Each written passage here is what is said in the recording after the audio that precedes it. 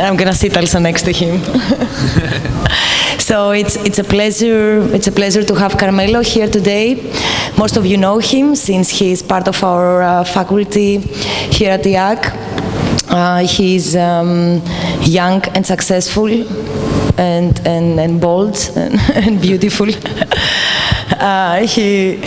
He's directing the external office practice, a very successful practice in Barcelona, and I'm saying that he is young, beautiful, and bold, and all these very nice things, basically because we know very well that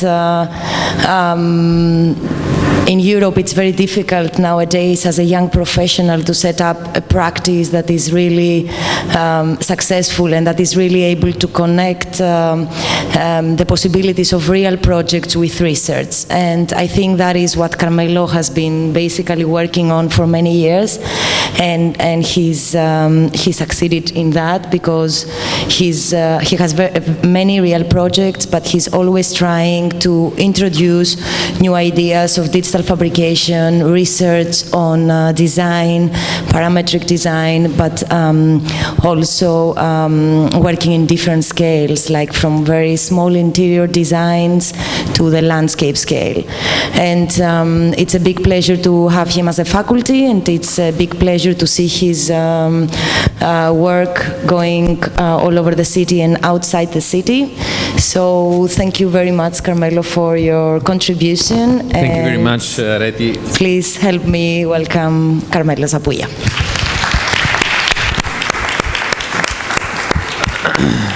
Thank you very much, really, because it's a very nice introduction. And somehow today I need it. So I thought that there were the possibility of going to a psychologist, but for my ego it's even better to receive your great. So I'd like to thank the Institute of Advanced Architecture of Catalonia, and especially the academic director Areti Marcopoulou. And I was thinking that Marco Polo it's quite Italian, no? It's like Marco Polo. And the academic coordinator Matilde Marengo, and the director of communication Silvia Brandi. Being here is like being at a good friend's place, no? And I'm pleased to see that many students came today.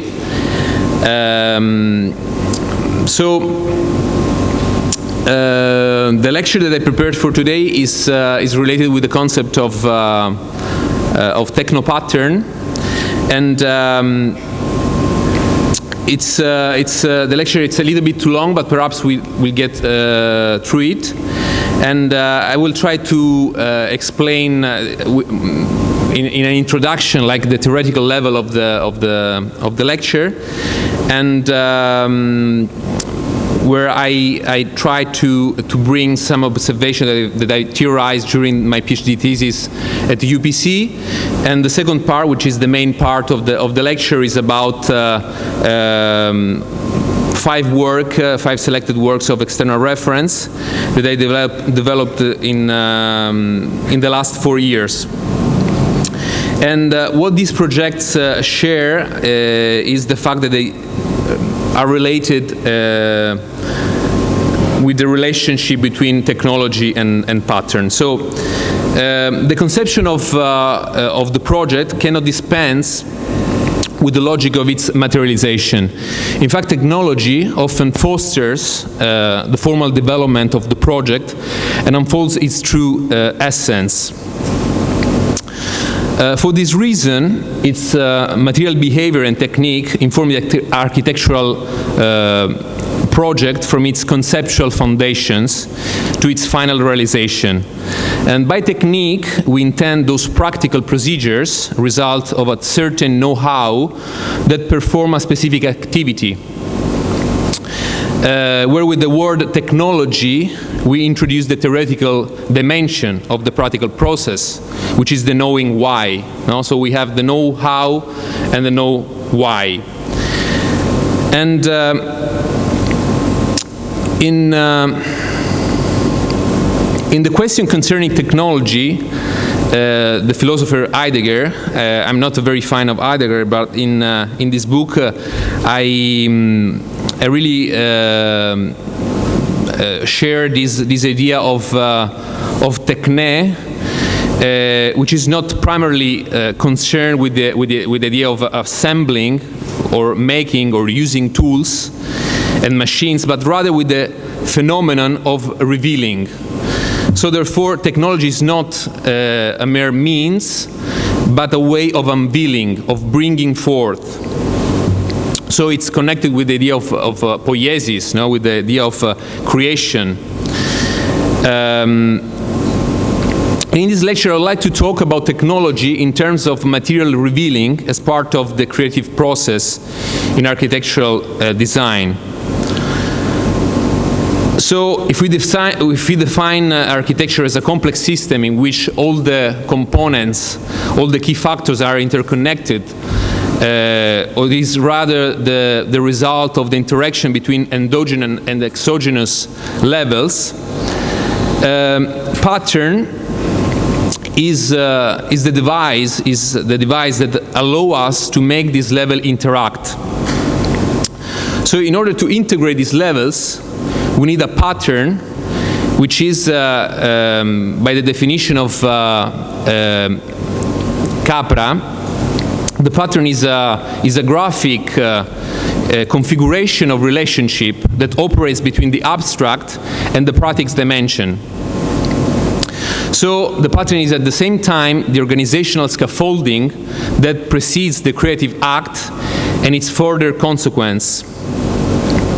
And patterns are everywhere. Even when we learn to walk, we discover a pattern, which is an ordered movement which allows us to walk. Or even when we learn to talk, we are learning a pattern of words that together have a meaning. And so what we are seeing now is the system of dance notation by the choreographer Fouillet for the Saraband. And what is interesting here is that it's a system that is based on the pattern of the dance indication below, and it corresponds to the bar lines in the music score.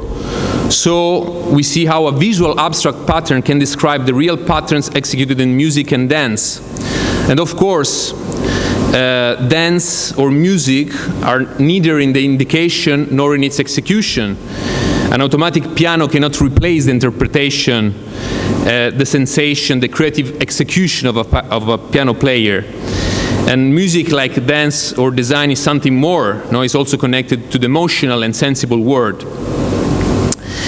And patterns are repeating configuration of geometrical shapes that are flexible enough to grant the architect freedom to introduce variation required by external conditions. And within a system of architectural relationships, they are useful for establishing coherence. In his marvelous book on patterns, Pickover argued that art and size are not very much apart because they share the same objectives. And with the spread of computational graphics, the distance between the two areas is really decreased. In fact, both artists and scientists use scientific tools and algorithms to represent natural and artistic objects. And when it comes to connecting art, science, and design, there cannot be better inspiration than Leonardo da Vinci. In fact, understanding a phenomenon for him meant connecting it with other phenomena through similar patterns. And when he studied the proportion of the human body, he compared them to the proportion of the buildings. And his investigation of muscles and bones led him to study and draw gears and levers, interlinking so the animal physiology with engineering. And studying the patterns of turbulence in water led him to observe similar patterns in the flow of air. And from there he went to explore the nature of sound, the theory of music, and the design of musical instruments.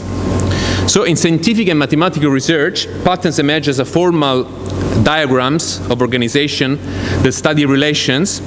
And in the words of Fritjof Capra, there are two approaches to understand the world which have been in competition with one another throughout the history of philosophy and science. The first approach starts with the question, what is it made of? And in this case, you study building blocks, you study components, you study matter. The other approach starts with the question, what is the pattern? And when you study the pattern, you're studying relationships. And Capra synthesized both approaches because if you want to understand life, you need both. So we need the pattern dimension which generates the relationship within the system. You need the material dimension, but you also need a third dimension, which is the process, which is the activity necessary to materialize the pattern. So we will see in the next slides 5 projects where is very strong the dialogue between the concept, the prior formal exploration, and its constructive rationalization. And when it comes with fabrication, I'm interested in the relation between the control over construction through digital manufacturing and the warm imperfection of the manual labor. So historically, the constructive textures of bricks have always had a fundamental importance in architecture, determining innovative structural system. And digital manufacturing today provides the possibility to re-experience this complexity by replacing the lost craft capacity. That's why I like to compare these two images in which we have the Karagan Twin Towers built in Iran in 1053 and the Gallery of Winery by Gramazio Kohler.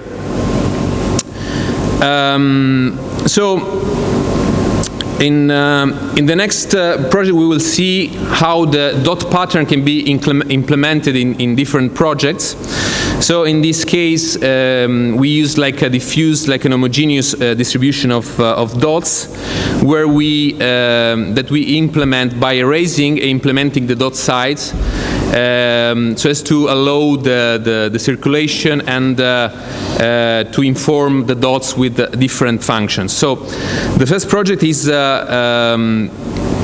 the pavilion that we designed for Iota Devices at the Mobile World Congress in 2013 to present a mobile phone with a double screen. And so we work with this dot regular pattern, and the open space will be used for the exhibition of the products, and is aimed to generate a sensorial experience at the same time, because they want to, the client want to generate an experience for the user that visited the stand. So we have to think that it's very expensive to participate to this fair, so it's important to have to produce a wow effect. So in this case, we began to analyze the customer needs, and the idea is to generate a sort of landscape, a living sculpture, creating a completely transparent architecture. And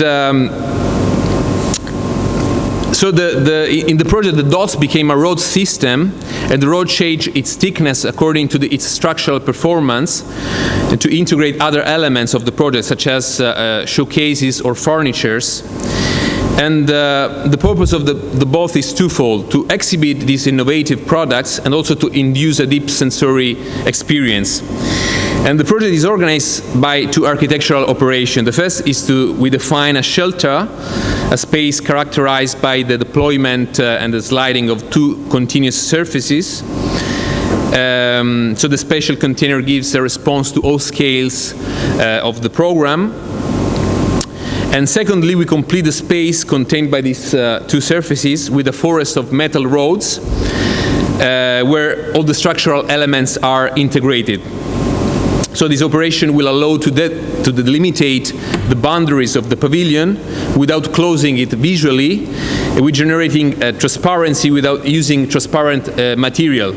So we get maximum visibility without creating a sealed space. detached from outside. All the components of the projects were prefabricated and assembled on site. Here we have the different strips and the two surfaces of the ceiling and the floor. We start with the assembling of the floor slabs and the arrangement of the pillars.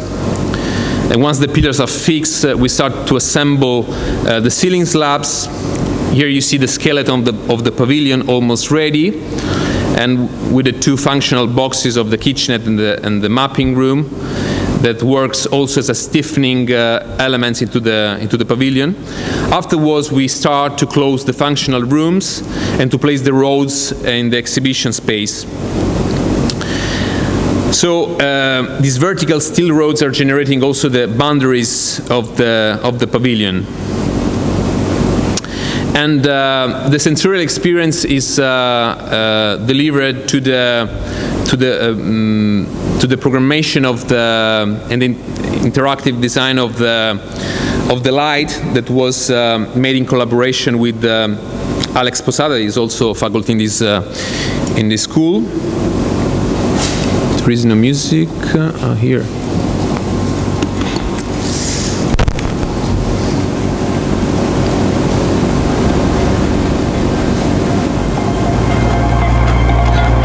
Sound.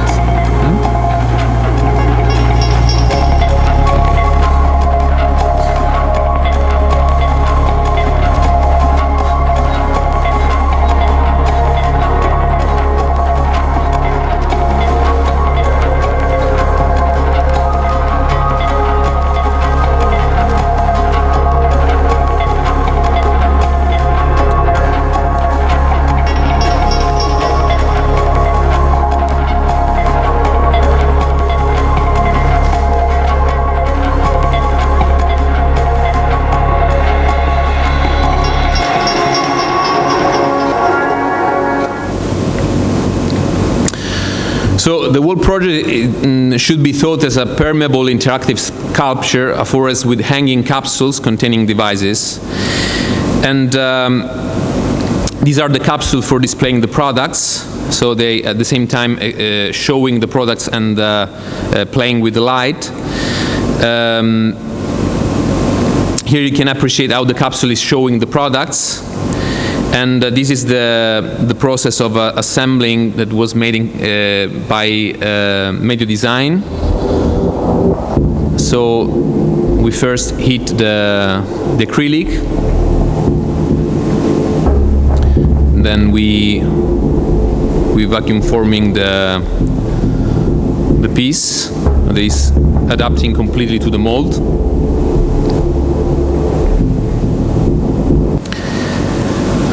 So the rods not only play with the artistic level of the product, but also with the structural level, as some rods are thicker as they provide structural support. So there's a view of the stair leading to the meeting room. The custom-made furniture will be used as a base station for presenting the IoT phones and the connectivity devices. Here are some images of the fabrication process. This is a view of the base station,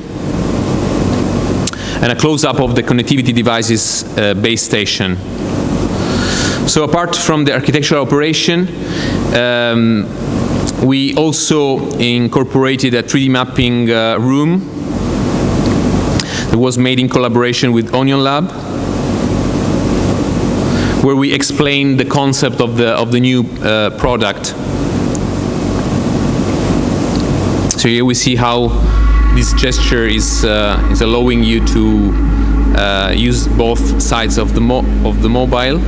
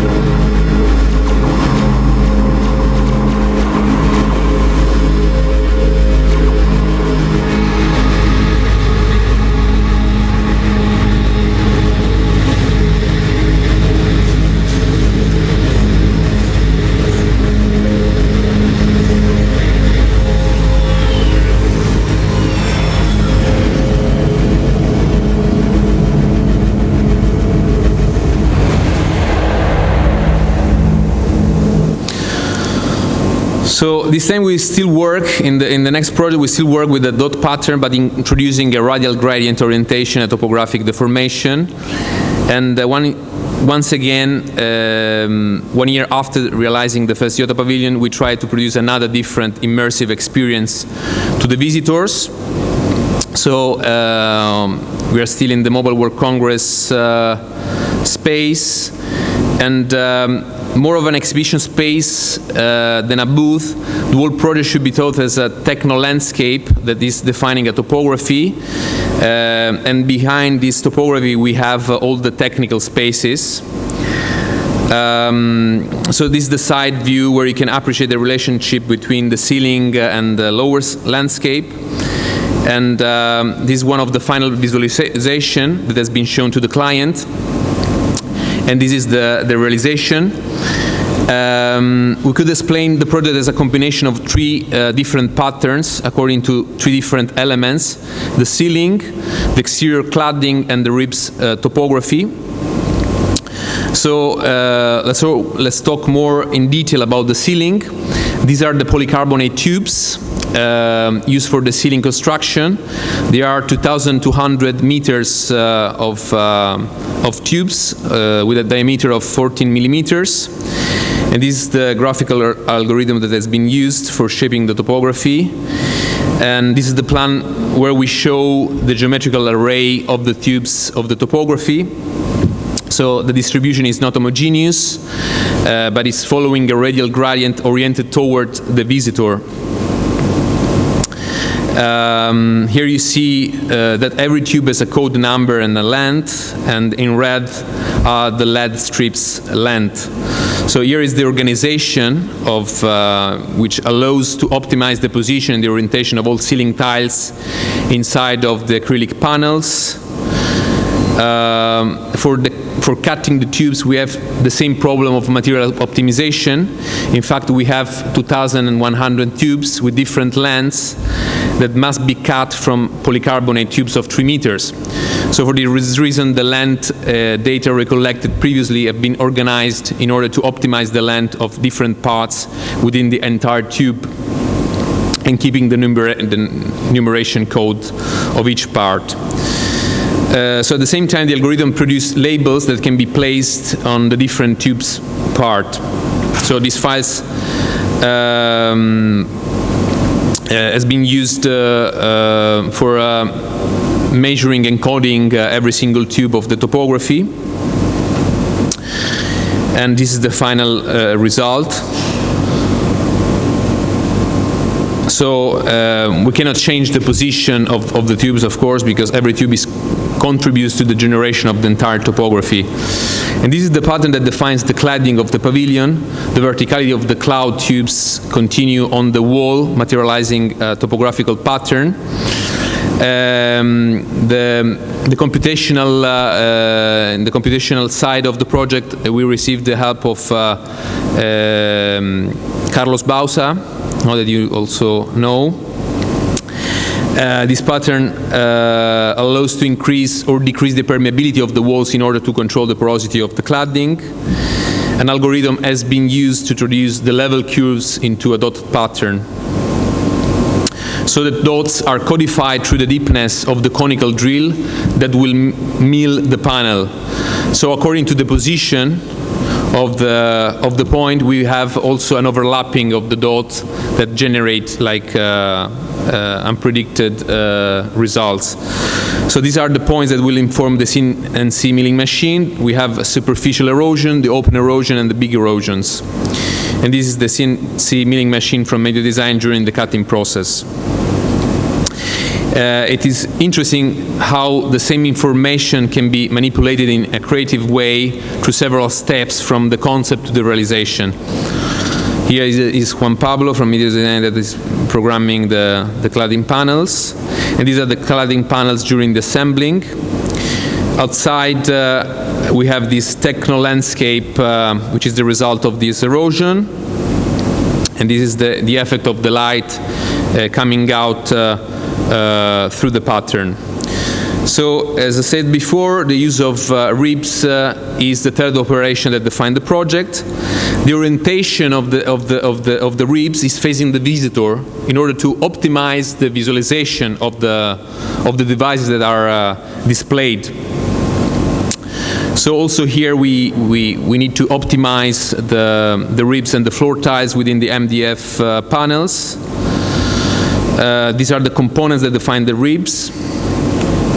All the ribs were primed and painted before the assemblage. This is the assembly during all the ribs are interconnected with the spacers, and this is the phase before covering everything with the fabric. So these ribbons rebuild the smooth, clear, and sensual interior surface. And it embodies all the needs of the pavilion through simple ribbons deformation. So on one hand, the size increasing for encapsulating the devices. On the other hand, the size reduction for integrating the projection areas. So for instance, on the left we have the technical rooms, and on the right we have the meeting room. More images. So here we see how we encapsulate the devices. So we have a classification of the different items and their capsules. So according to the content, we have different kind of capsules and different brackets and finishing. These are the molds used for the vacuum forming. So we heat acrylic, we take out from the oven, which is a pizza oven. We adapt it over the mold, and we turn on the vacuum so the acrylic adheres completely to the mold, and after we place the frame in its position, we cut out the capsules. These are the capsules. These are the brackets that we place inside, and all the fixing elements. Well, I mean, this is the video. The capsules are integrated within the same system. So we see here not two ribs deformation. We enlarge for encapsulating the devices, or we blur for opening some screen projection.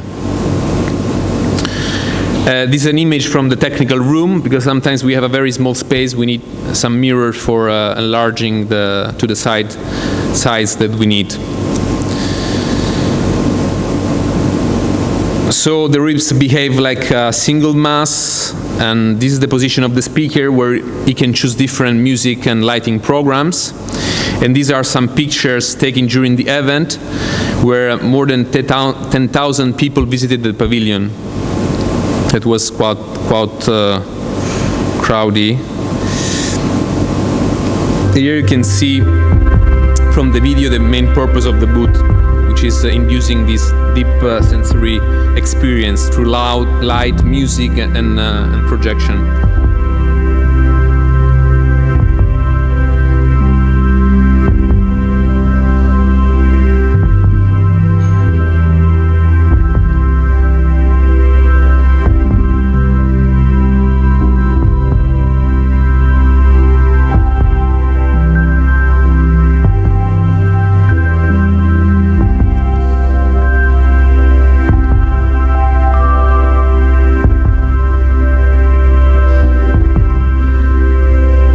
From the design to the construction, this period was 2 months. It was quite tough to deliver in time the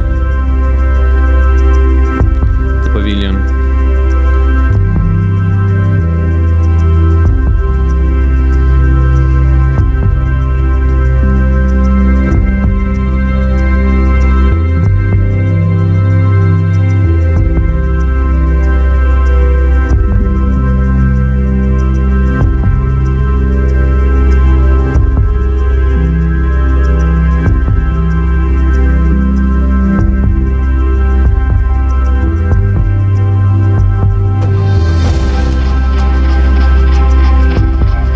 Also, the music was designed on purpose. So, La Fura del Baus is a Spanish theatrical group which was founded in 1979, and they are really famous for their urban theater, the use of unusual settings and blurring the boundaries between audience and actors. All the action produce a dialogue between the architectural level, the audience, and the evolution of the actors. And according to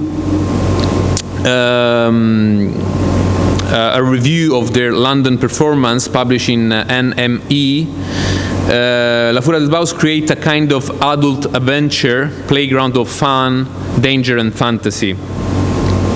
So I want to show the project of the office of La Furia del Baus for three reasons. First of all, because the Fab Lab here collaborated to the construction.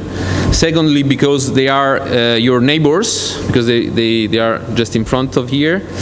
And thirdly, because they are one of the most famous theater company in the world.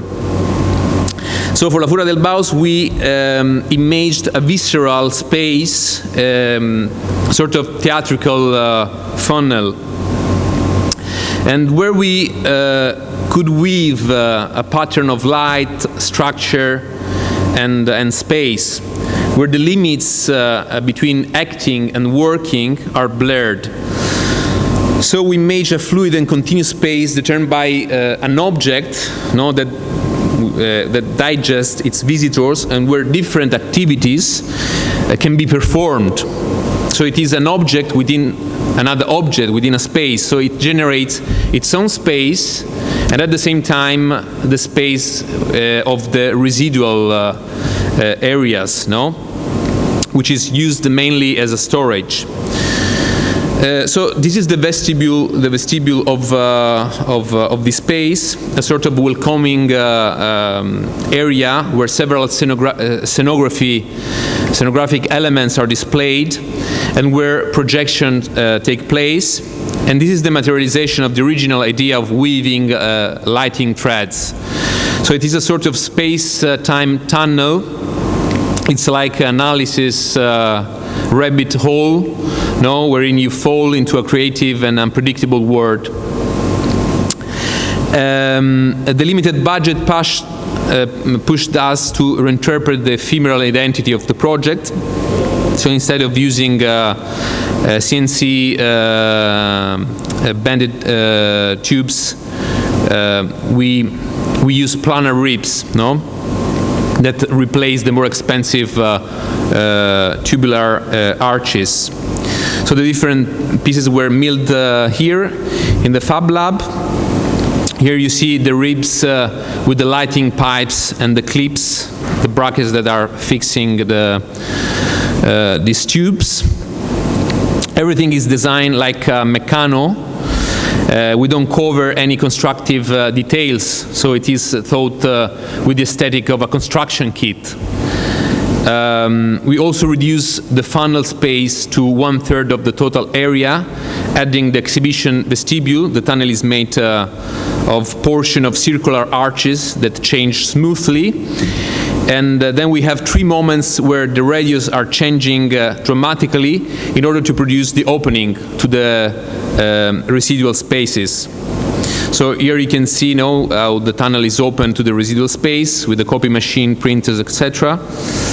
And here from the other side, this is a view of the director of La Furia del Baus, Carlos Padrissa, through the structure. Here you see all the components that are constituting this structure. And this is a view from the bookcase to the window, and this is a view from the storage area. So let's move. We are still in Barcelona. We move to the city center in Sant Antoni neighborhood. We are in the 2nd floor of the historical building of the old Fabbrica Moritz, a beer factory that was established in 1864. And it's a place also renowned for the refurbishment by the famous architect Jean Nouvel. And before moving to the main project that I want to show you, I'd like to show also 2 installations that we designed for Louis 1856 in the Fabbrica Moritz context. So the first installation is a spiral of bottles that grows over a specular table. It is designed following the constraints of the space. determining the end of the bar, of the bar à vins space. So this is a view from the arch, and this is a view when you arrive. I mean, you will have the bathroom on the left when you finish the stair. So we have this installation of wine bottles, and on the other side we have the second installation, which is a beer hive. It's a dot pattern which is informed by an infill accumulation plus a topographical displacement. In fact, this is it's a circle packing wherein the cylinders that house the bottles are stacked one on top of the other. And the requirement was to create a sort of filter. At the beginning, they wanted just a curtain for separating the two spaces. So we propose, of course, to make something more. And we make this installation in which that is working like a screen. So this is how the topography is. Then at the end, we reduce the displacement. And the displacement became lighter. We have a bench into the bottom for waiting, and this is the view from the stair. And this is a view where you see the different components and the permeability of the installation. Because from one side they want to make a filter, on the other side the other requirement was to have a sort of visibility of the existing space. So the other problematic element was the holder, because we need like an elastic holder, because the cylinder are not, I mean, they seem the same, but they're not exactly the same. So we need something that you can pull, so elastically you can introduce inside, and at the same time fix the bottle. And we have like three different kind of bottles. We have wine bottles, beer, and also craft beer. Here you see the video.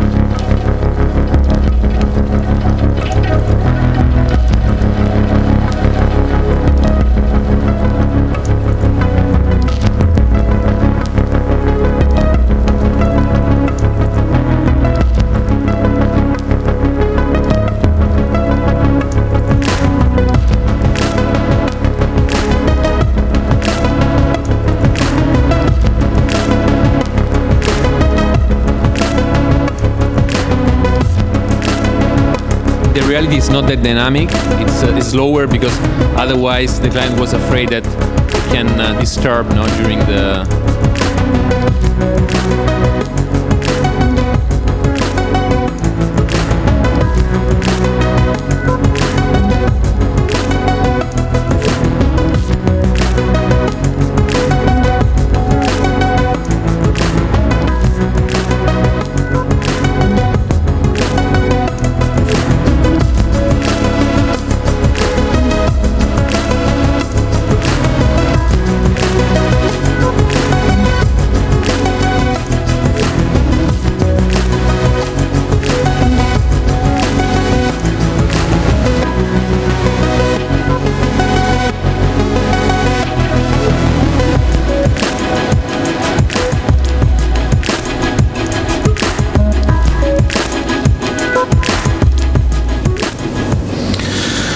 So now I will show you for the first time the pictures of the manufacturing process of the Michelin-starred restaurant Alchimia of the chef Jordi Vilà. It is going to open in 2 weeks. Let's see. Before talking about the project, I would like to thank also the people that worked in this project, especially Churros for the art direction, and of course Stuart Meggs and Elena Mitrofanova, that was ex-students of IaaC, and also Edward Elpas, and now he's talking, but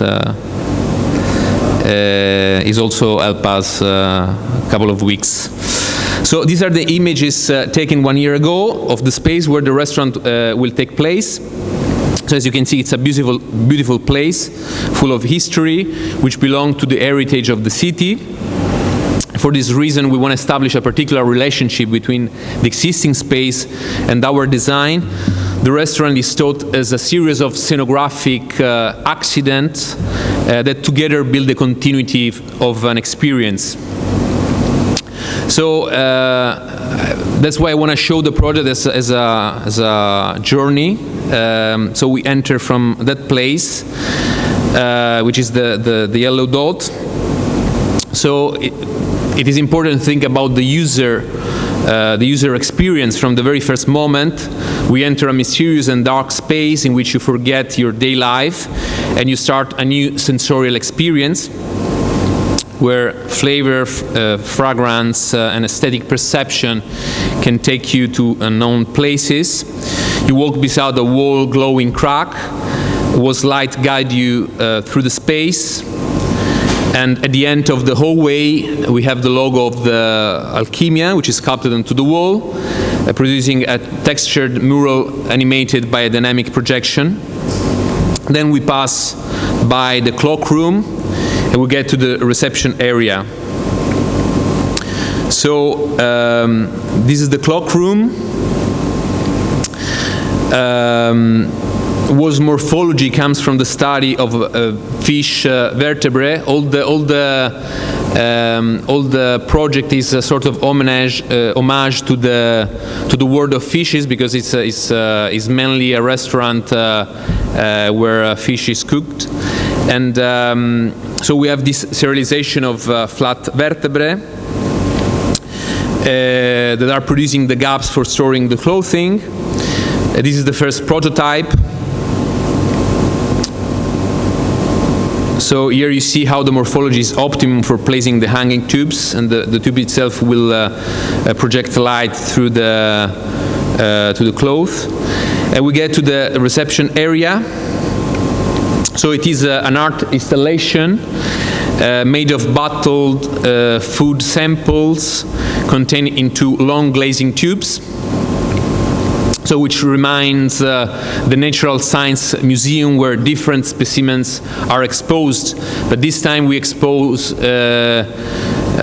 food, basically. So it's like all the collection of food by the chef. So the installation should be thought as an inventory of the Jordi Vilas ingredients. So there are the different levels of the installation, the electric circuit, and these are the different levels of the installation. Here the plan that shows the superposition of the different levels, and these are some pictures of the prototype. At the moment we have just a few pipes where we combine the 3D mapping with the LED LED. Also in this case it will be programmed. And the combination of LED light with the liquid and the projection produce this kind of holographic effect. At the moment, we will have also an object, a real object inside. And these are different tests that we are doing at the moment. So we go to the backbone of the project, which is. So we go closer to the restaurant itself, and this is the spine. It's what we call the spine. So we make reference to the word of fishes, and so we remember now the biodiversity of the fish and the importance of the morphology. So from the study of Darcy Thompson, we realize how the constraints are changing the morphology, generating different species. So from here we generate our fish, which is a sort of interpretation of a spine. And according to the constraints of our space, we generate our project. So there are the different species that we study and we merge into the design. So this is like the level zero of the fish. We adapt it to the space, firstly in the 2 dimensions, and then in the 3 dimensions.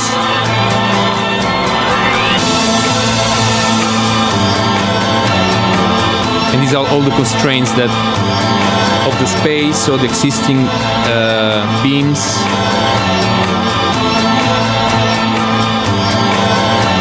Right here, right now. The doors, the existing doors. Right here, right now. Right here, right now. Right here, right now. Right here, right now. So we transform it in the 3 dimensions. And then we add all the structure.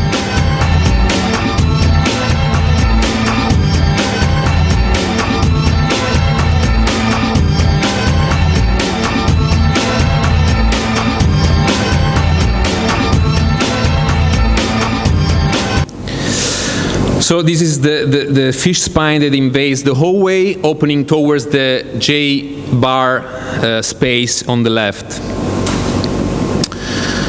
So in this explode axonometric view, we see the different components of our spinal column with the vertebrae, which is flexible enough to cover the corridor ceiling, integrating the light system.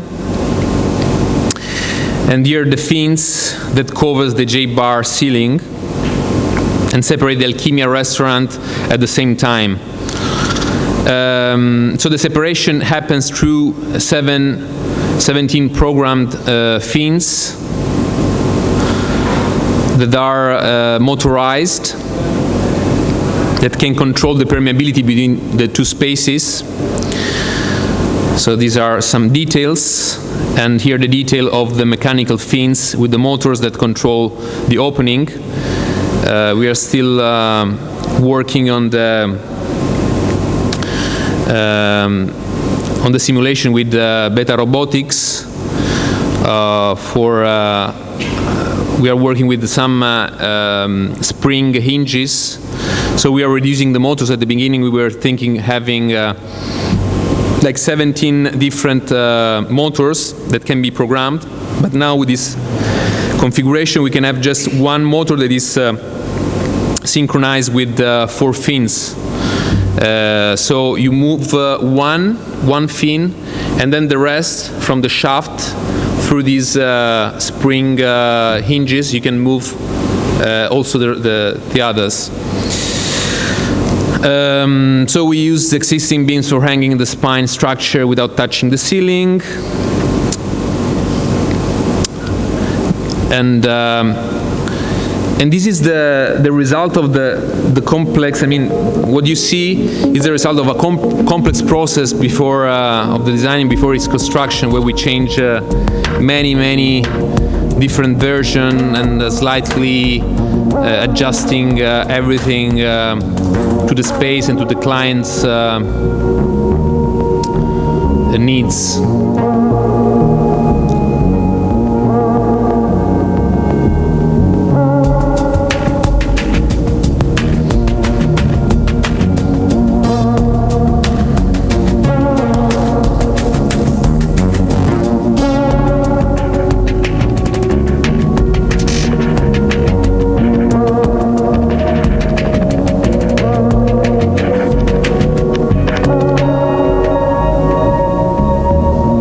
As you can imagine, it's a complex process of dialogue that implies a deep computational study of the morphology and its fabrication.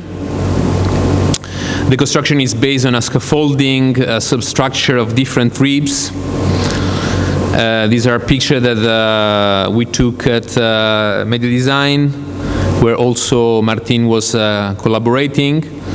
So every piece is different and is inclined. So the inclination of the ribs change continuously. So it's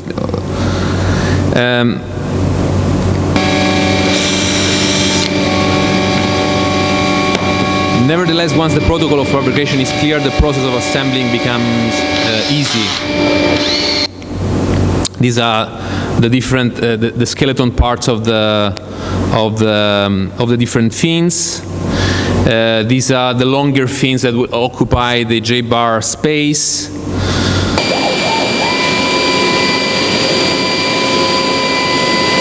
I will go faster because there are so many. You already know how a CNC machine works, so you don't need to see it. But what is interesting here is that a sort of new composite material was designed for allowing the wood achieving this kind of curvature. So we embedded into the wood a layer of fabric, a very thin fabric, to follow the curvature of the vertebrae. These are the end of some of the vertebrae, and here you see the unfold, the pattern of the unfold, like in when you make the pattern for your clothes, no?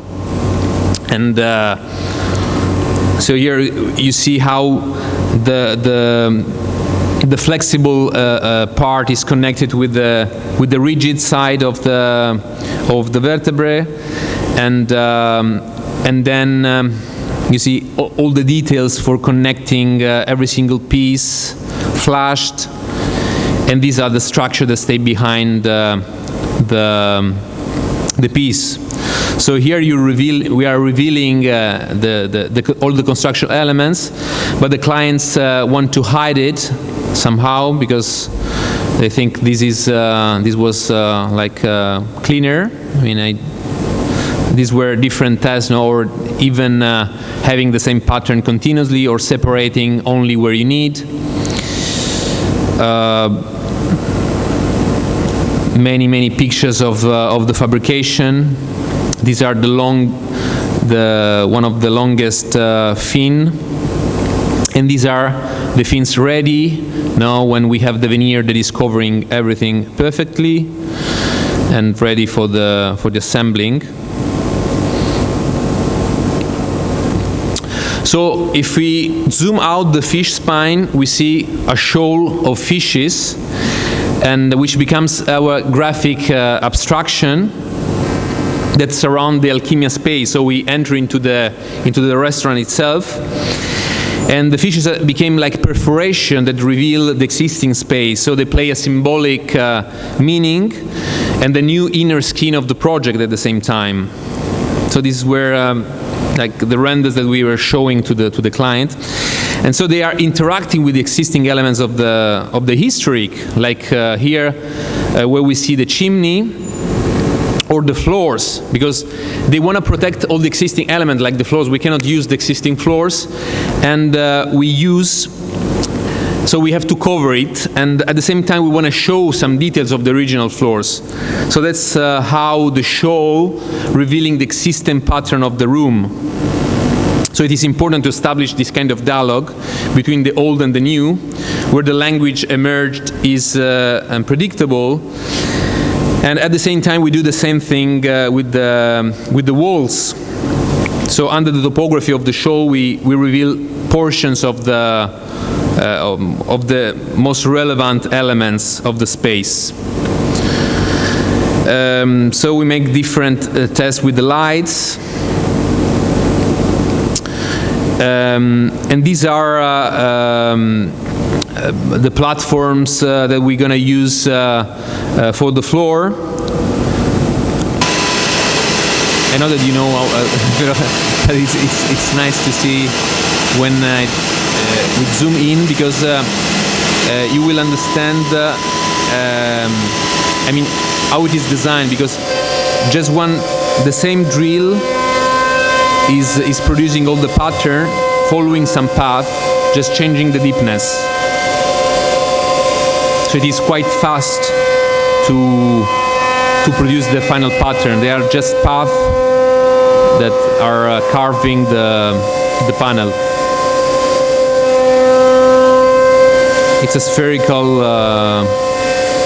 mill.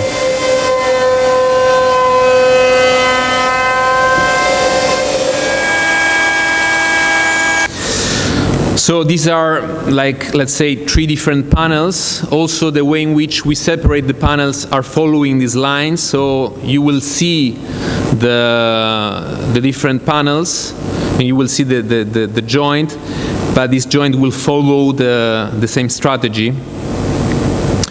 And then at the end, it will covered completely by a big layer of resin, of transparent resin, that will protect everything, but without touching the floor. So we will have first a layer of plastic, a membrane first, and then we will put the resin on top. So we are inside of we are literally surrounded by these panels, and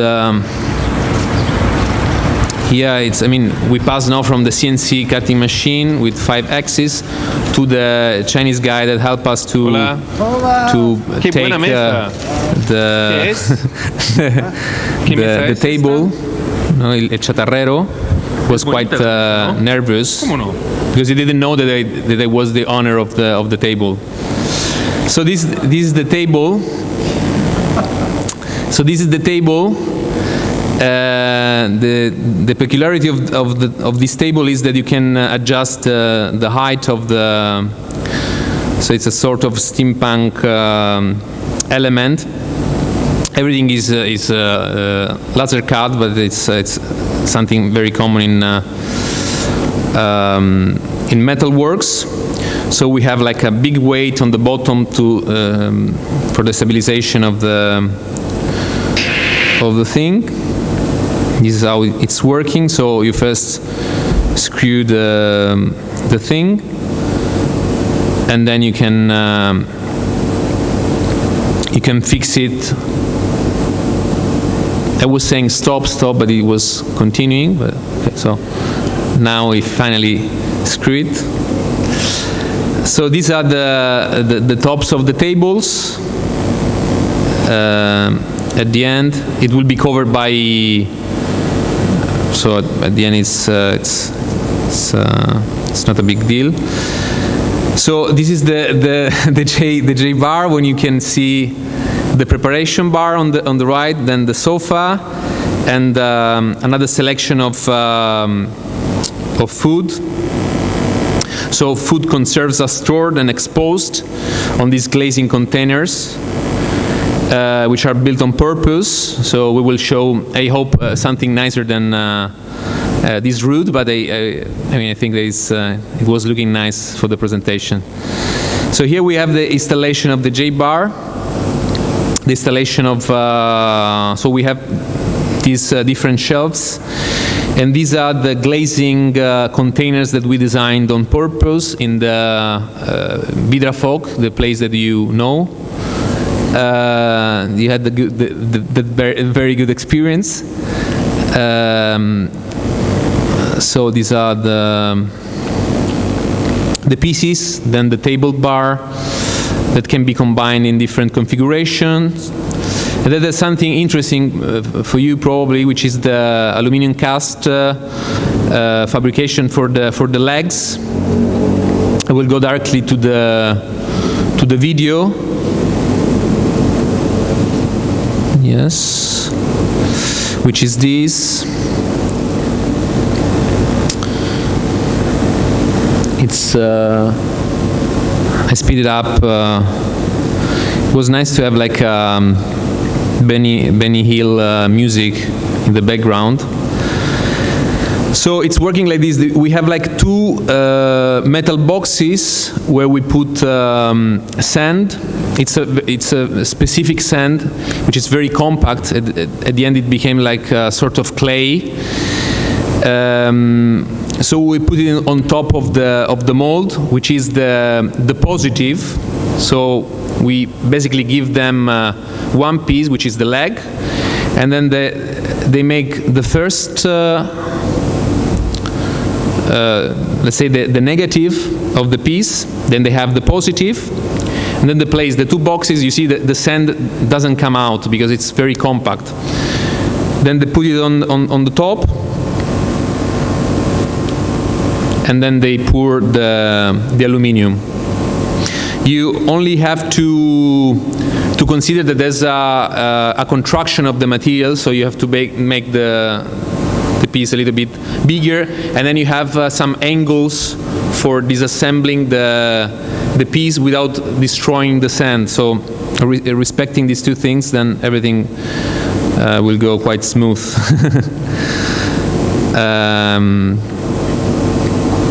The different tests of different finishing of the table. And the chair is another chapter, is another big chapter, because you think that it's easy to make a chair, but it's not. Especially when you don't have a very big budget. So you say, okay, but I can make it with 3D printing. So I can make different pieces, and then you can assemble it. Then you realize that these pieces doesn't match very well, so you have to add plaster, then you have to put the coating. It's a very long process in which I participated manually in. This is the stool. So we split the pieces, you build different pieces. I was here desperating for finishing the model. And then at the end of this, we used this for producing the first piece of aluminium. So at the moment it's super heavy, because it's just the mold that we will use for making the other the series, but then you have to make another mold for subtracting the weight, so at the end the legs will be empty inside. This is the sofa. Also here there's another very long process, first of design. We were experimenting from the very beginning, like different shapes, different techniques. This was in wood, but it was not very comfortable. Then we switched to something like lighter, visually lighter. And in the end, I think that were like 40 different tests before getting to the final one. So there was another proposal in which it was closing one side of the space, reducing it, and at the end this was let's say the final configuration. So we made it in this way. At the moment it's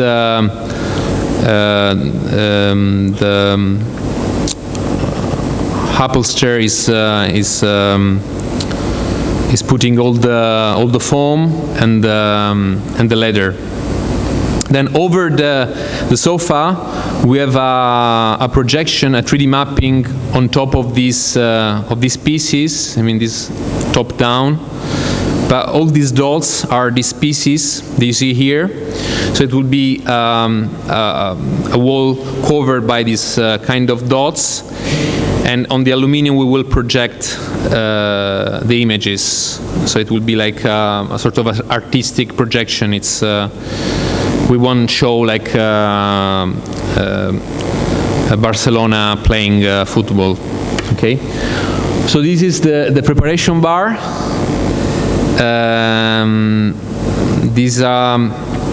It's a preparation bar in which you have a container for the ice and the bottles of some alcohols.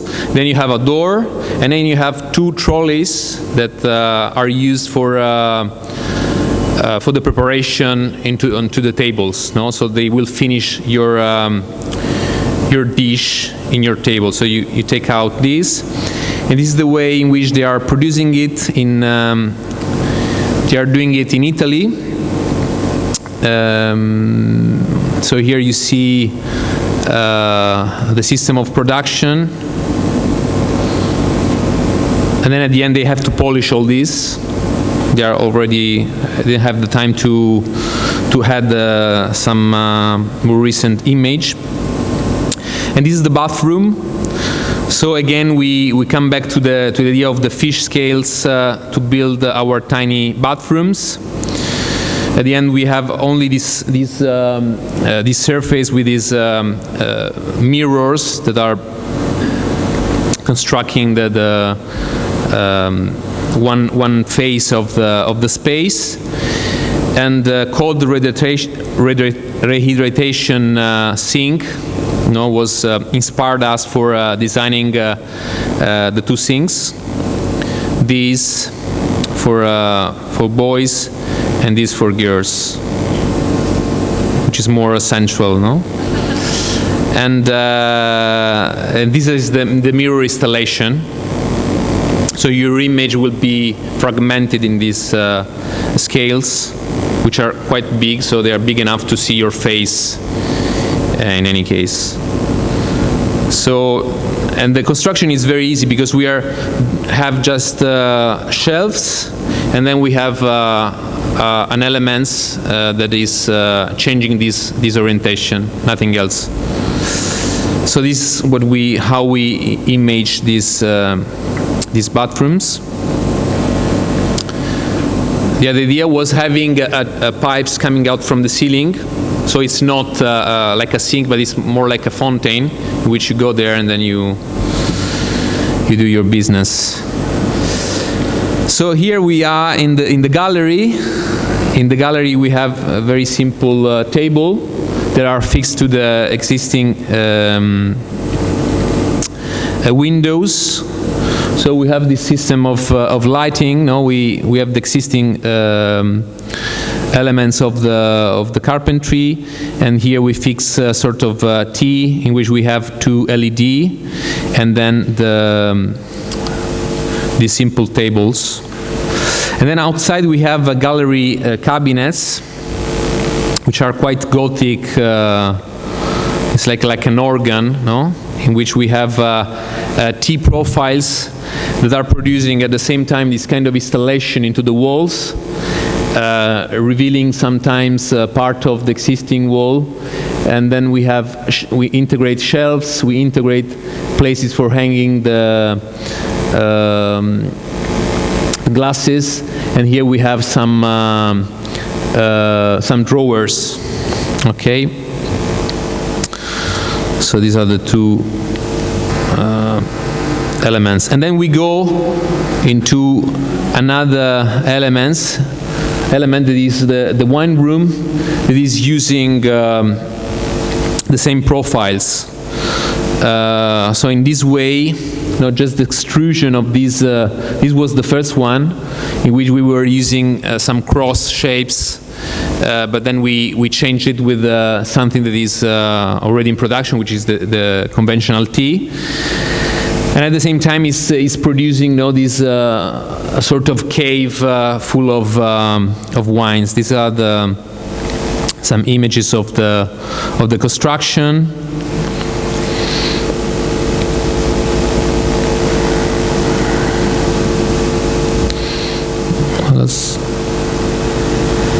This is Juancito who is cutting.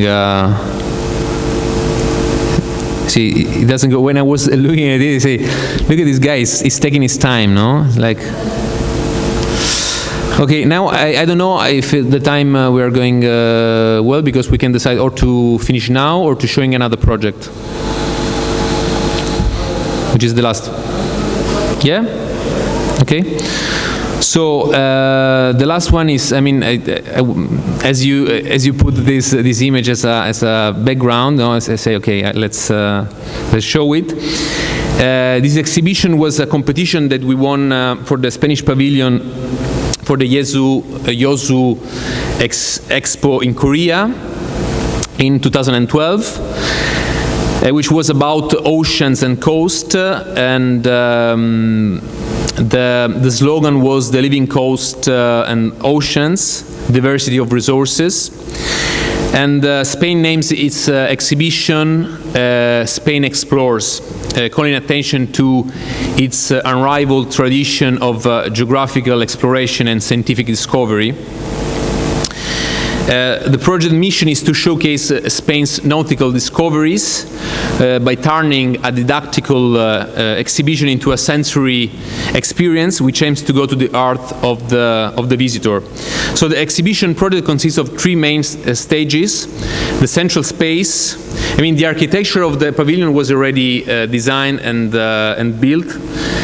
So the central space with this circular wall was already there.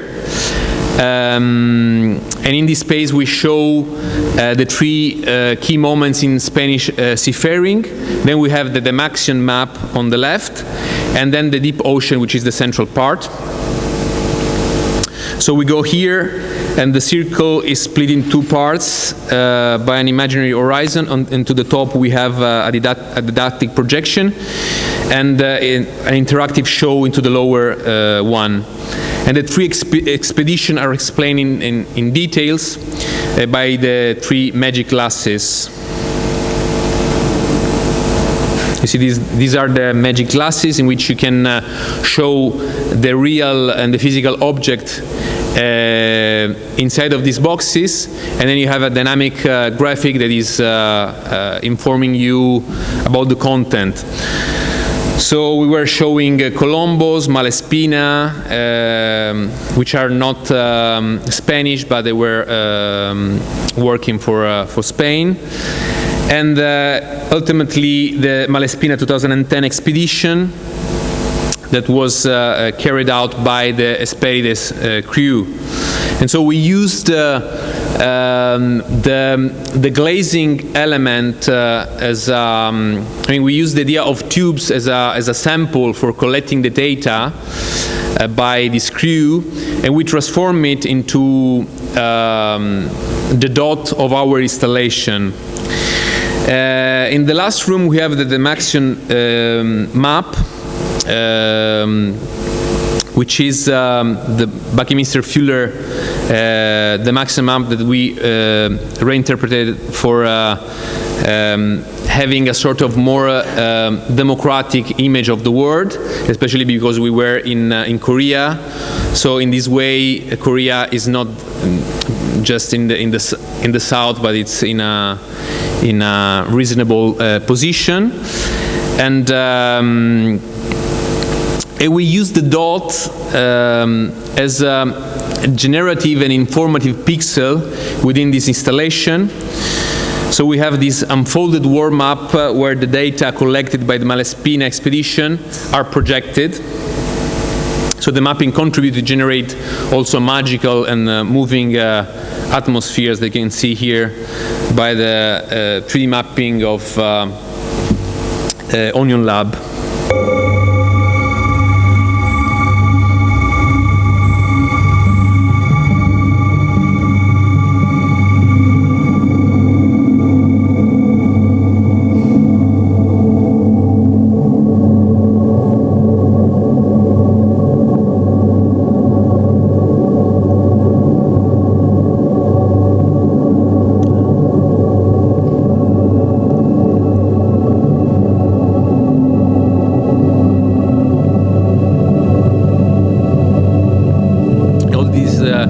Containers full of water.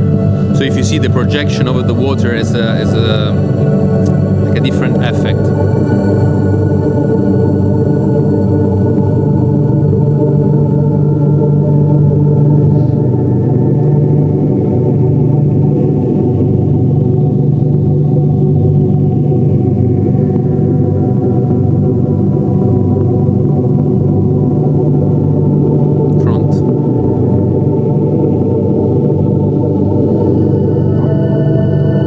We can project from the front because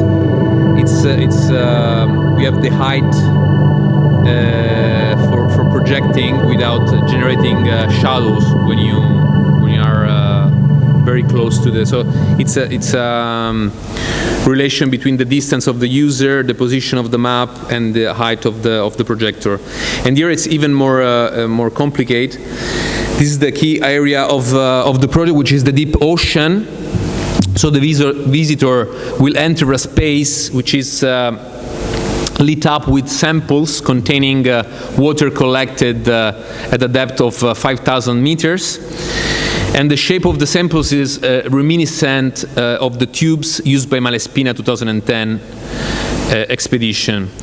So on the other side, the dot became an informative water lamp that generates the deep ocean installation. So here, I mean, was the first time that we were experimenting this idea of topography and dots with a different position. So we have around 1,000 different. I mean, the container is always the same, but the position is changing. And the Korean guys messed up all the codes. So when I arrived, all the tubes with the different codes were completely mixed, and I want to die. And but they were so calm. They say, no problem. We're gonna measure all the pieces. They make an Excel and comparing. I mean, it was like 1,000. So this is a view of the installation from the entrance, and here we are exactly in the middle of the deep ocean. As you can see here, the complexity of this project is that we have like a synchronization of lights into the water pots. Then we have a projection here. This topography is made in a way that you will never produce shadows into the projections, and we also have 3D mapping onto these two areas. That's why in these two areas the topography is longer, no? So you will keep the distance from the projection area. And also the music, and there was also a Kinect for having some interaction. So these are the detail of the collecting tubes.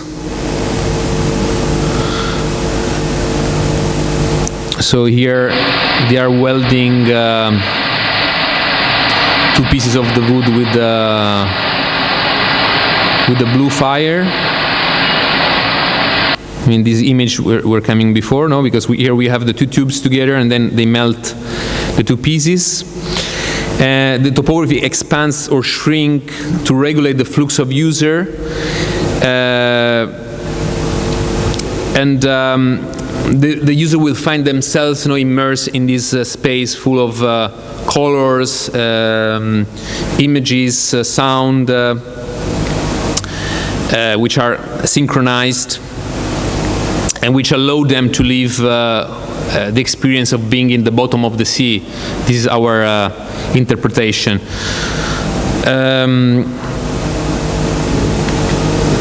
So this is a moment in which the installation became completely red. You will see it into the video. So one of the key features of this experience is the 3D mapping of the two sides, and we'll see it here to conclude.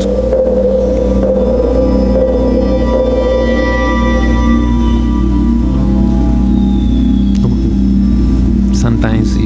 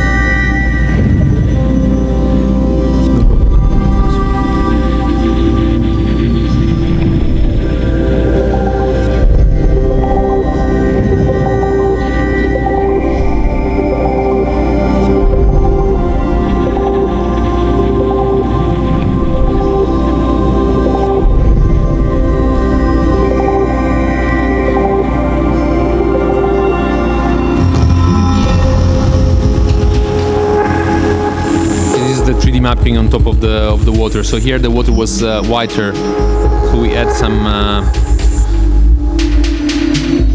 ink.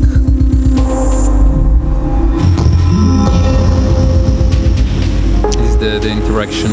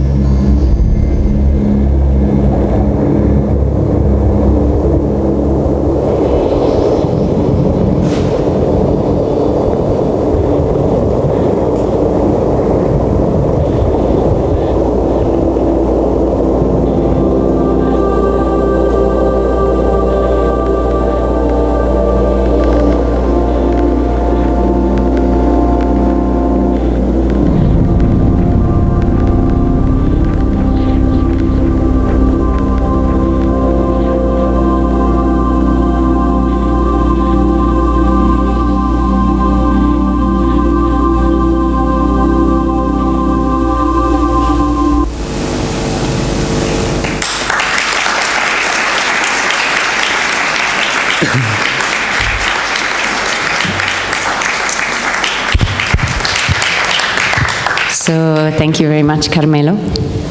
I don't know if you know, but we had a lecture with Edouard Cabet a couple of weeks ago, and he showed us a building that he did with wine.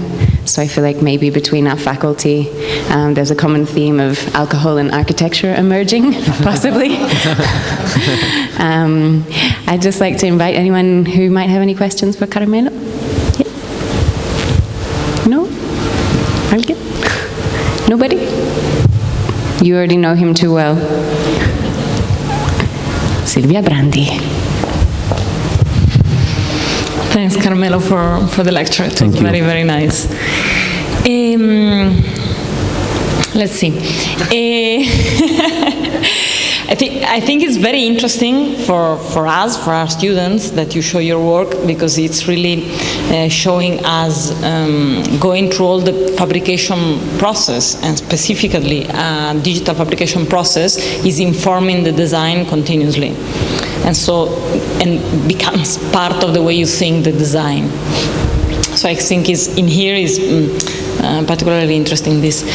But what about the scale? Can we imagine to apply this process and this technology to a bigger scale? You know that here we make experimentations about 3D printing in great scale, in construction. So how do you envision this growing of scale? Is not part of your interest? It has not been an opportunity? Or you wouldn't know how to do it? How would you position it yourself towards this challenge? I would love to make a bigger scale project, but it's these are the projects I get. I mean, I try. I mean, it's much more complicated to apply these things in a bigger scale. I mean, we are doing, for instance, now a house, no, a villa, blah blah blah. We tried to make a facade, but then it became so expensive that clients cannot afford it.